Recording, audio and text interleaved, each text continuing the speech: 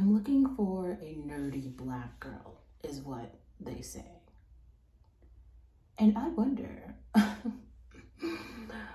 what exactly is that? Like, why are we separating a woman from her sexuality or clumping together everything that is like one person into like their entire being? As in, like, if you are a virgin, that is your entire personality. I think that there's something I heard yesterday that encompasses this the most accurately, and it was said by Kimberly Foster from For Harriet as she was covering the BET Awards. She said, when referencing people's frustrations, okay, with Sexy Red, she said, why are we pretending like one exploration of ratchetness and sort of this ghettoized black female is representative of the entire black experience? And also, why are we fixated, hyper fixated almost, on rap and popular culture to solve political issues? And why are people up in arms about references and imagery being pushed out to you when you don't actually have any politics? And it was a read like none other, because I feel like it so elegantly captured this experience that I have been experiencing, because I've said for a while I'm moderate politically, and I think that has gone over, not to my normal viewers, like my, like my kind of day oneers we're always chatting about things. Obviously I'm not talking to you, right? Because like I think you get it. But to a lot of people who kind of like trot in and out of these here spaces, I think they really don't understand how some of us come to be a moderate. Because like, I think that it's really easy to just grow up and remain on one side because it doesn't require any work, right? Like, if your parents are super conservatives, then you're just gonna remain in the church, you're gonna vote conservative, and you're gonna like be a conservative unless something happens that pushes you to the other side. I think I continue to reference this BET Awards because it highlighted a few things that I think are important. Like, I really thought that Tyla had a wonderful performance. Aesthetically, it was great. I also thought it had these very particular references to primitivism, okay, in Africa, kind of like all of the lions and sticks and I don't know, maybe this is like literally a part of everyday culture. But I would also say that just another reason, like, we're definitely not walking around with like sticks and shit in America. That's not necessarily a thing. So cultural differences, right? Anyway, but Taraji P. Henson, who hosted, also spoke a lot about Project 2024, which we're going to read over. I think Blavity did a covering of that. So we'll start by like reading that because that's a 900-page document. But they also have criminalized homelessness in California. I think that's actually a useful thing to talk about, but another video, right? But this brings in Sexy Red performed. Now, I made another video not that long ago kind of about Sexy Red, and because, in the video she says she hates her baby daddy, and I'm like, yeah, we agree, he's the worst. Now, here's where I think some people are missing the mark. I didn't know Sexy Red's backstory, but now I do. Why? Because of the internet. because of the internet, I know. And I'm gonna put those links in the bio because there are two videos I actually highly recommend. One is actually the video by this guy is named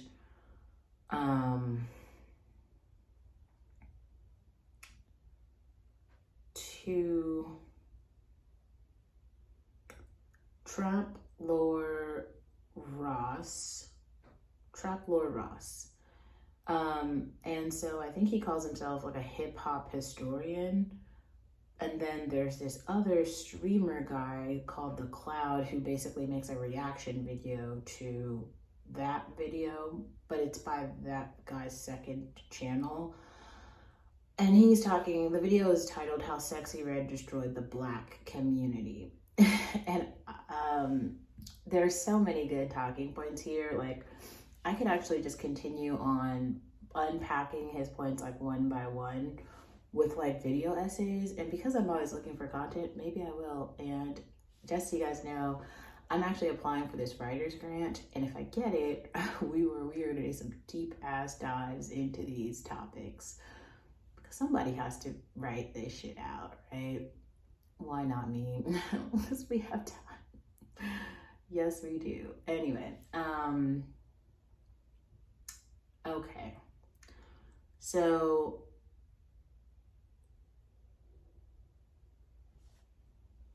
why are people fetishizing nerdy Black girls? Remember when I talked about the manic pixie dream girl as this like trope? Because here's the thing, like the manic pixie dream girl doesn't exist. The Black nerdy girl doesn't exist.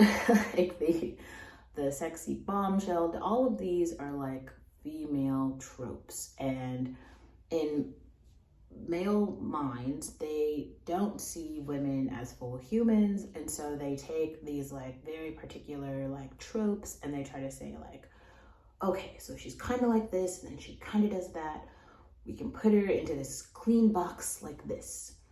And they also try to do this where they like I said before, they separate women from their decisions. It's almost like if a woman has one apple or something, one girl eats one apple, now she is like apple eating girl. One girl has one burger, now she is like burger girl. Whatever it is, these are not things that are totally encompassing of a person and their lives. And I think that a lot of these like outdated tropes and stereotypes around women need to be explored further.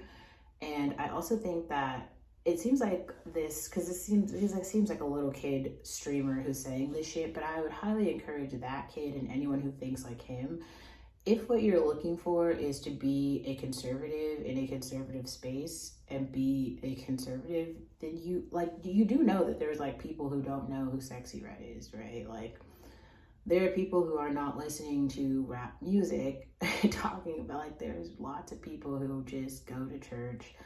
They don't like follow Justin Bieber and Hailey Bieber around. They just legitimately read the Bible and then go to church and then come home and then abide by the 10 Commandments. Like, there are people who do that. If you want to be that person, say that. And then just go do those things. Like, that's one thing that's just very strange about, like, so this guy goes on this whole rant and he starts talking about all Black women. Oh, the Black, like, Sexy Red didn't do anything to change the Black community at all. The reason that Sexy Red was able to make anything, right, is because of social media. And she says that in multiple interviews. And I didn't realize even, how she has come up. It's kind of incredible. It's actually super incredible. Her story is fascinating. And now that I even know her backstory, I think I'm a Sexy Red human fan, not necessarily like her music. I don't know. Some of it, I gotta say, that was kind of catchy. But this guy, on the other hand, he's saying like, oh, those ratchet, those ghetto Black girls, all this shit, right? And like, I wonder, like, in real life, like, how many Black girls does he know? Who's he talking about? Like, where are these stories coming from? And let's give like some context to this story, because it doesn't really sound like he's talking about women that he has personally had relationships with. That's another thing where we gotta call them what they are. They're like nig cells, right? Like dudes who are chronically on the internet. They don't go out in real life. They're not having any real relationships, and they're trying to like legitimately take all of their social cues and like learn all of these things from the fucking internet without going out into real life. Because the thing that's very strange about the Black community in general, just overall, is one thing is poverty. The second thing is the declining birth rate. And then the third thing is like fatherlessness. Those are just the big main things, though, that have this really massive trickle down effect to where, like, especially when you're talking about like youth and dating, this is going to hit in ways that are super unpopular. For instance, this guy talks about how he went to like some poor school. Oh, I went to a poor school. Okay. But then he also says like, but I'm not ghetto. Like, I went to a bad school, but I'm not ghetto. So the school is ghetto, but like you are. Okay, that's fine. Like that makes sense. But then he like but then he said, okay, so like if you're not ghetto, then like, but I guess everybody else who's at your school is. Wouldn't it just be the reality that like all the other people around you then, since you're so non-ghetto, would also be non-ghetto, and then like you would just by affiliation have this whole community of people who are non-ghetto like you? Well, the problem is like, well, who am I to like sit here and like diagnose, right? But like, I'm just assuming this guy hasn't actually like left that community too far. Maybe he did. Maybe if he moved away, like here's another thing too. That's, let's be clear. Like if there's someone, like if you are, if you're male, or here's my interpretation of just this, like following the logic chain from some of these males, it doesn't make any sense. If I'm a person and I say like, I don't like green people, I'd be like, okay, well then I'm just personally not gonna go to where I know green people are. But I'm also not gonna like make a whole bunch of videos about green people because I like I said, I don't like them. So instead of doing that, sometimes though, I do think it can be refreshing to kind of have a conversation about likes and dislikes, but it's kind of getting to the point where people are just coming out of left, right, just anywhere, and like showcasing a disdain for green people who they claim they don't like, and that's strange.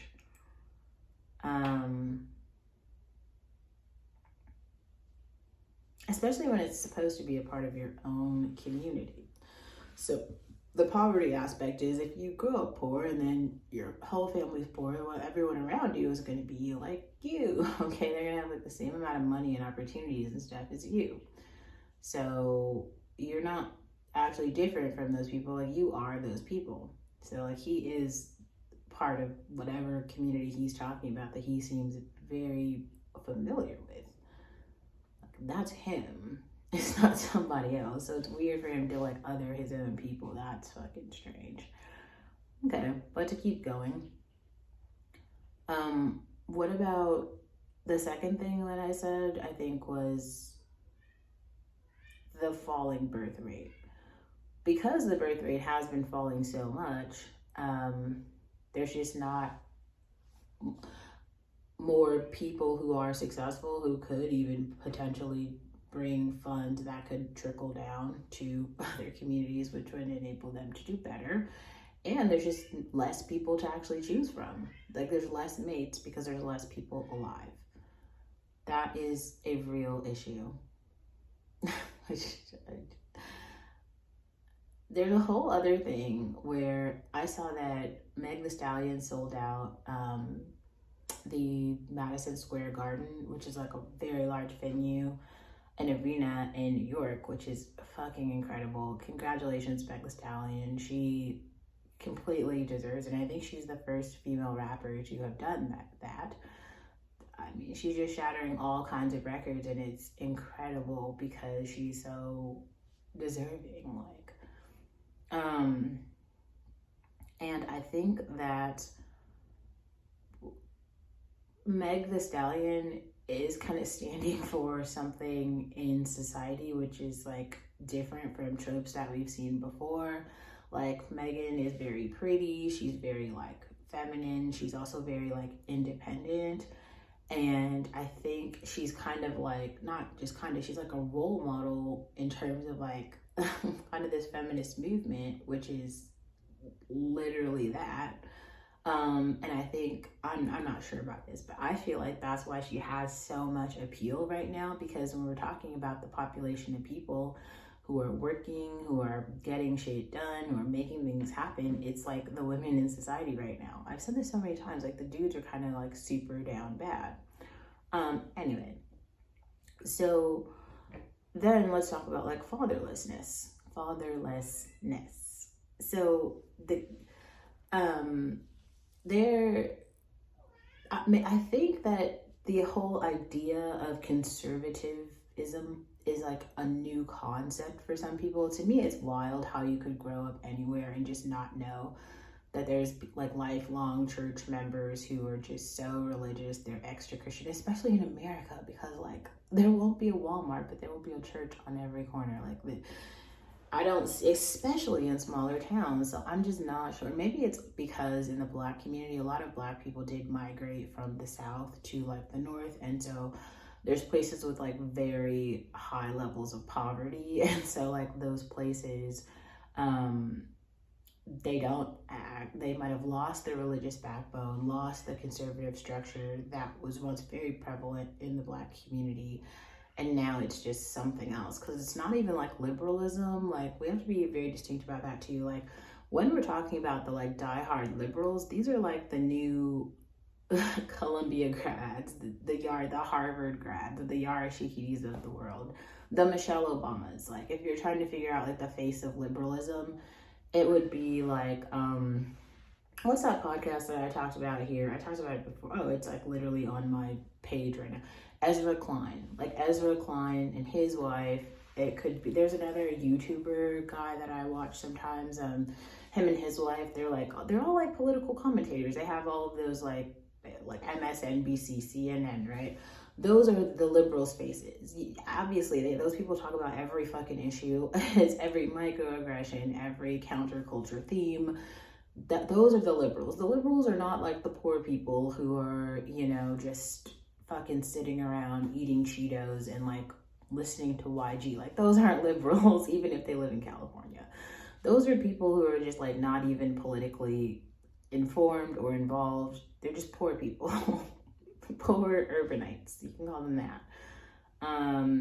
But either way, I'm not, so let's just say that this kid who makes this video, so however he grew up, he didn't know what conservatism is. Because here's the other thing, I have never seen a real conservative who's complaining about like their own problems not being solved. Like, I mean, a person who just grew up conservative, they remained conservative, and then like all the, like, if you go look at like Matt Walsh or like Michael, all the Daily Wire people, even Candace Owens is a converter, like she was liberal. I think Michael Knowles actually was a converter too.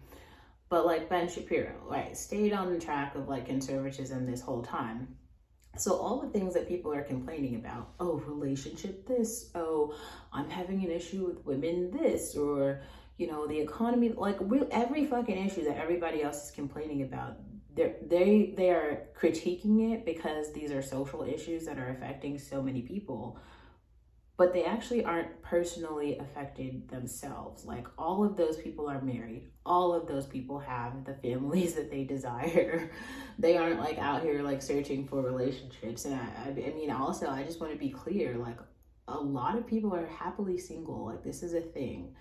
And I don't know if like some of you understand that, like, especially like Black women, because some of us like are very familiar with films like Waiting to Exhale, or like I think Waiting to Exhale is just, or The Best Man, or like just all of these movies that have unpacked some parts of relationship. But I think Waiting to Exhale is just such a great one because it really shows how like the women can be really great, right? But they just have all these fucking issues, and of all the guys that they can pick from, all of those dudes were trash. It's just like, damn. Like, if I had to choose between any dude in that whole movie, I picked no one. I pick a cat. Like, I picked nothing. Like, I would rather have nothing. I'm going to be Ebony K. Williams. That's what I pick. And I don't think I'm the only one who feels this way. I also feel like this is why we have so many small, like, YouTube channels from women, especially, like, Black women, because we are not tropes. Okay, we're not them. Like, all those stories and shit that keep coming out about us are not really encompassing of what it is exactly that we're going through. And that's just so, it's fucking weird to have all these people like telling me stories that are not genuine to what we're experiencing.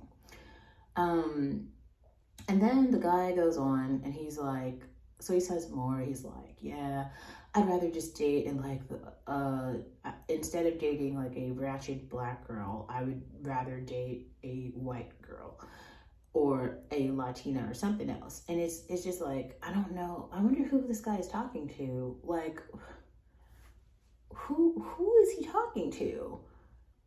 And like, I'm confused. Like, I highly doubt that the ghetto Black girls that he hates so much is watching his channel. Like, I'm not seeing a world. Like, I feel like the urban chicks that he hates are too busy watching Sexy Red to be watching him anyway. So this doesn't really feel like it's going to be this problem that he's going to have to confront in real life, right? And then there was this other example I thought was really interesting. So he says that there was this really cool, like, nerdy Black girl, and I was thinking about dating her. Well, first of all, was this girl thinking about dating you? Because, like, what... nerdy Black girls are just like girls who I guess have interests that are related to either computers or books. But I mean, if you like computers or books, you could also like other things. Like, you could have other aspects of your life, like dancing, or like you could participate in hookup culture and also like books and writing or computers. So he tried to make it seem like nerdy Black girls. He was like, I found out that this nerdy Black girl that I liked, she was like hooking up with all these dudes and she was smoking and drinking. Okay, so she had a life on the weekends and she was not a virgin. And so now he doesn't like the girl. So basically he's saying he was looking for a nerdy girl who was a virgin, I guess. It's like I said already though, like, the church exists. Why doesn't he just go and then find his happiness and leave Black women alone? This is what I want. I want everyone to have their happy. And I feel like for some reason, like, people won't let it go. Like, there's a real easy way to be like, I don't prefer these people, therefore I'm going to leave.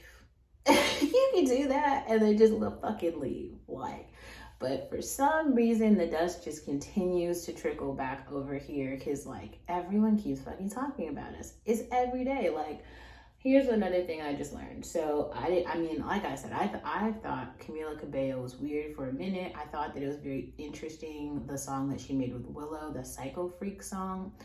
I thought that was an interesting song because, like, it was both of them kind of talking about imposter syndrome to an extent, and we hadn't really had anything like that in like the 2020s or beyond.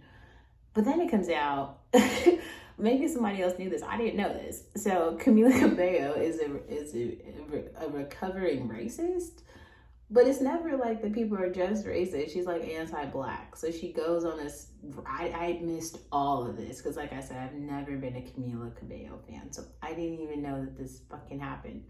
So I guess she had said some things, and this is not even the first time. Somebody else told me, like, Sabrina Claudio did the same fucking thing. Like what is it? People just wake up and they're like, Okay, so on Tuesday, I am going to go on my I Hate What Black Women rant, where I just call out all the things that I just fucking, it's like, I don't understand. I don't get it. Because it's like, then you'll be like, it's like everything y'all do is to try to be like us. People will start tanning to be brown. You'll be like, this is weird.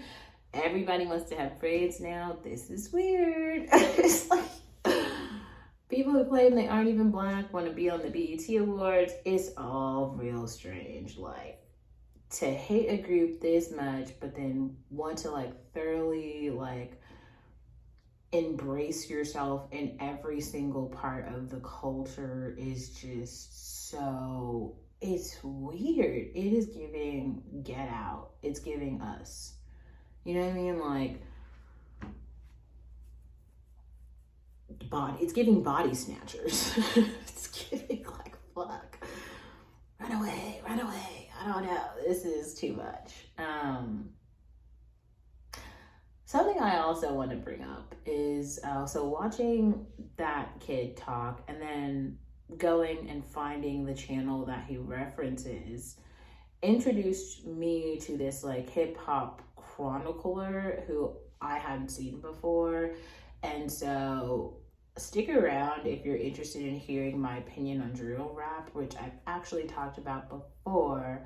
But because I knew that this community was being documented by someone else, but now that I found that documenter, let's talk about it.